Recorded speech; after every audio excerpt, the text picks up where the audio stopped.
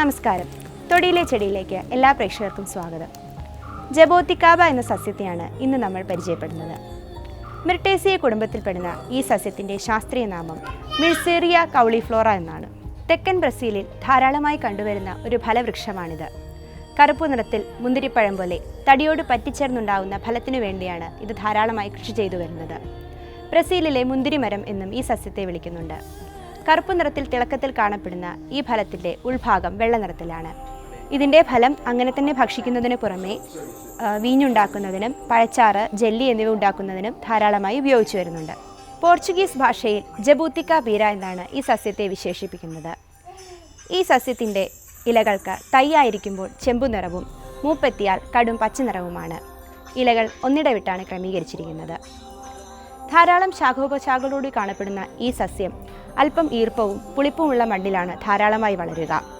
ഇതിൻ്റെ പൂക്കൾക്ക് വെളുത്ത നിറമാണ്. അത് മരത്തടിയോട് പറ്റിച്ചേർന്നാണ് ഉണ്ടാകുന്നത്. സ്വാഭാവികാവസ്ഥയിൽ ഈ സസ്യം വർഷത്തിൽ 1-2 തവണ മാത്രമാണ് പൂവിടുന്നത്. എന്നാൽ തുടർച്ചയായി ജലസേചനം ലഭിച്ചാൽ ഇത് പലവട്ടം പുഷ്പിച്ച് ആണ്ടു മുഴുവനും ഫലം നൽകുന്നു. ഏകദേശം 3 മുതൽ 4 സെൻറ്റിമീറ്റർ വരെ വ്യാസമുള്ള ഇതിൻ്റെ ഫലത്തിനുള്ളിൽ 1 മുതൽ 4 വരെ വിത്തുകൾ കാണപ്പെടുന്നുണ്ട്. ഈ ഫലങ്ങൾ ഒരുമിച്ച് വളർന്ന് മരത്തടിയോട് പറ്റിച്ചേർന്ന് തിങ്ങി നിറഞ്ഞ് കാണപ്പെടുന്നതിനാൽ കായ്ച്ചു നിൽക്കുന്ന ജബൂത്തിക്കാബ മരം ഒരു വിശേഷപ്പെട്ട കാഴ്ചയാണ്.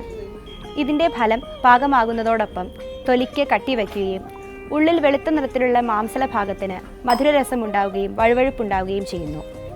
ഈ സസ്യം ധാരാളമായി ശ്വാസകോശ രോഗങ്ങളിലും അതിസാരത്തിനും ഉപയോഗിച്ചു വരുന്നുണ്ട്.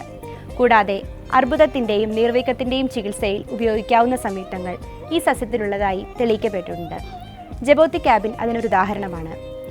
കൂടുതലായിട്ടുള്ള ഈ സസ്യത്തിൻ്റെ ഔഷധ ഗുണങ്ങളെപ്പറ്റി ഡോക്ടർ CM ശ്രീകൃഷ്ണൻ നമ്മളോട് വിശദീകരിക്കുന്നതാണ്.